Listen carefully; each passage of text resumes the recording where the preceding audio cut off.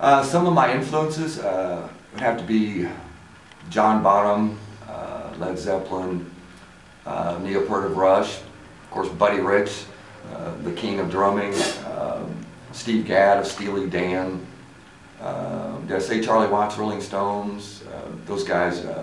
Recently, I'm a big Travis Barker fan. I love Evans Blue, Maylene and the Sons of Disaster, Escape the Fate. Those are some just kicking drums. I like immensely how drums have come to the forefront. Way back when, you're talking 60s, 50s, excluding jazz. I mean, drums were pretty much buried. You had country music and you had a bass snare and that was it. Yeah. With the advent of technology and the energy of music, it's grown, and it's a great time to be a drummer. But John Bonham of Led Zepplin, I really admired his hi-hat work and some of his linear stuff, like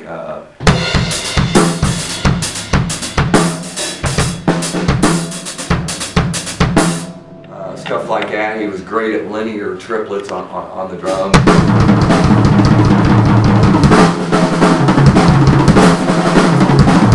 Those kind of things.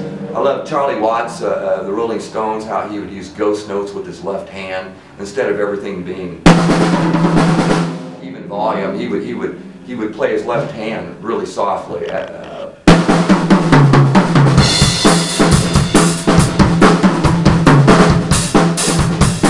Love that kind of stuff. And instead of stealing his ideas like that, I use that in some of my own playing, hi-hat work, just to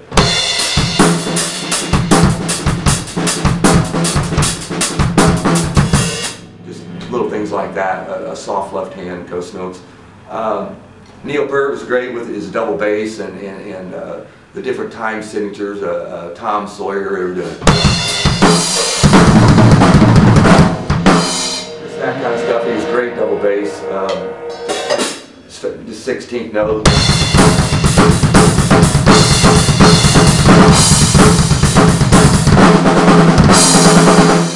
He got me inspired into double bass drumming years ago. Steely Dan, Steve Gadd, he was just right on top of stuff, is all I can say. He was a great jazz fusion drummer. He did a lot of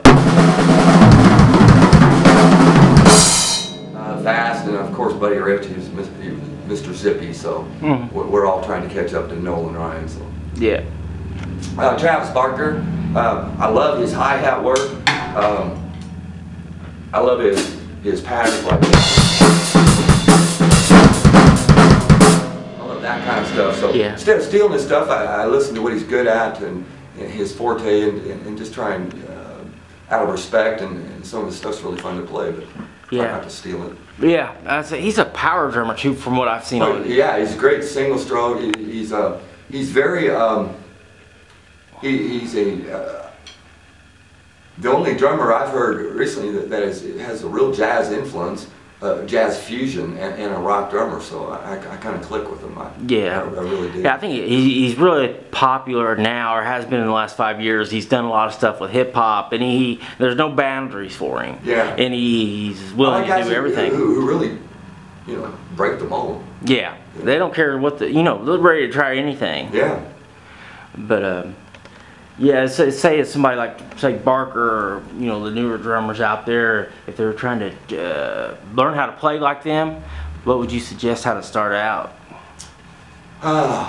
They want to play like Travis Barker? Well, or just some of the newer drummers, or just that type of music. Well, drums, it's a lot like baseball. I mean, you got, first and foremost, you're always trying to get speed. No one's ever heard a great slow drum solo, right? Yeah. Yeah. So all of us sat around years ago, your single stroke row. Everyone sits around going.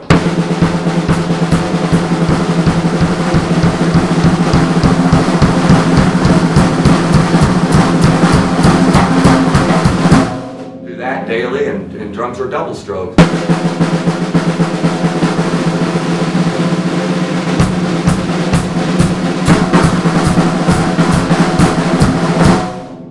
Disciplines. Travis Barker has got a great foot, so we do what's called the drum roll with a single bass. You start off just going.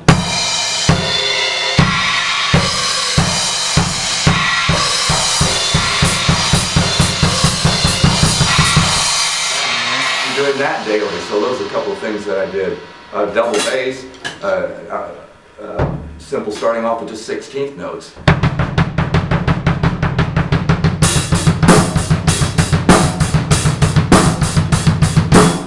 That, and just playing around with your left hand, adding spices.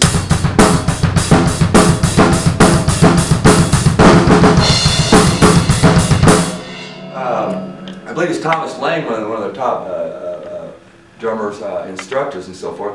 He advocates trying to play everything you do with your hands, trying to mimic it with your feet. So if you're doing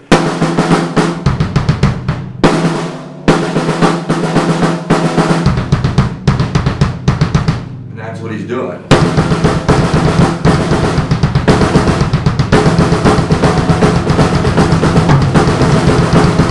I like to play 16th notes and just solo with my feet and solo on top of the hands. Yeah. I'd like to go back to one more thing again.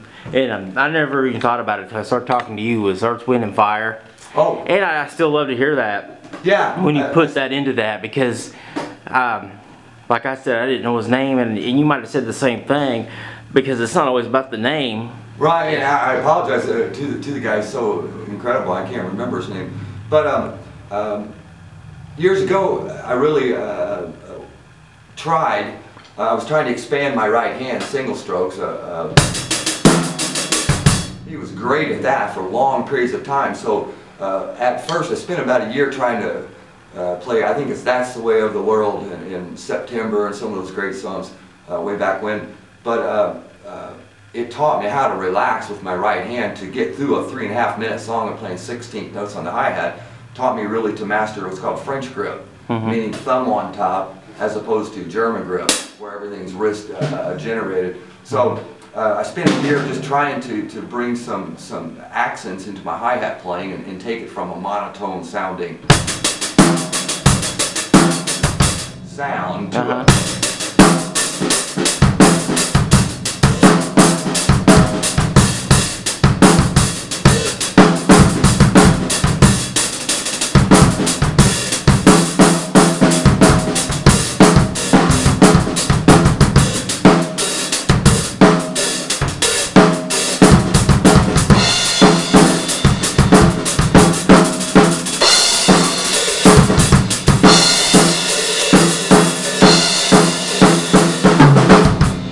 John Bonham there. Yeah.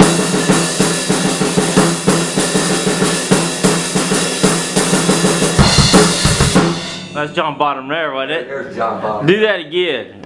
I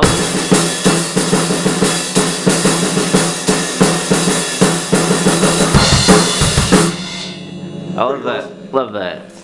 Well, yeah, I grew up. Oh, like I said, for Def Leppard, I was loving. Oh yeah. He was great, and this is really important. One of the biggest influences, you know, during that time frame, you've got a bunch of drummers, young drummers in the 70s, and following Buddy Rich and Peart, and everything was fast, right? Yeah. And along comes some guy who's playing real simple stuff, but the band's writing some great hooks. So what I noticed from him was his ability to play a lot of eighth notes in a million different ways. He wasn't playing 30-second notes and fast or anything. He was using slower notes, but he was really using the whole drum kit. So, you know, just playing eighth notes. So what I used to do as a drill, and specifically I attribute my playing a lot to him, is that I would sit here and just take a whole hour and do nothing but eighth notes on the singles, like.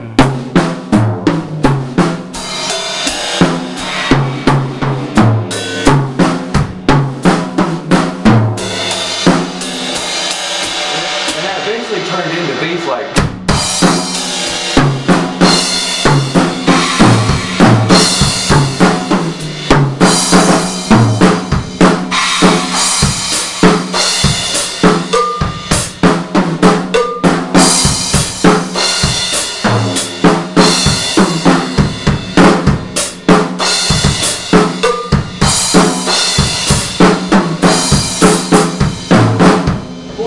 I mean, as part of a drill, but when you get to playing and so forth, it takes you away from thinking that, you know, when there's a drum fill, I have to do something fast. Meaning that for a young drummer, it was great to know that I teach them, use your eighth notes. I mean, explore.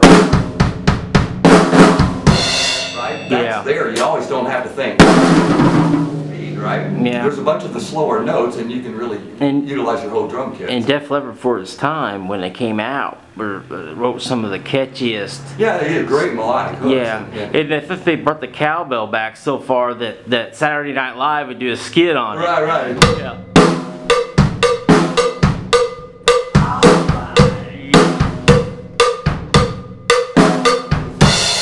Yeah. Not exactly, but Yeah, it was Walken. Was it the actor that came on there? More cowbell, more cowbell. That was what was that? Christopher Walken. I saw them, Blue Oyster Cult. Yeah. Yeah, more cowbell. Yeah, that was good. That's one of my daughter's favorite skits on Saturday Night Live. More cowbell. That's one of my favorites too. No, I'll go ahead and.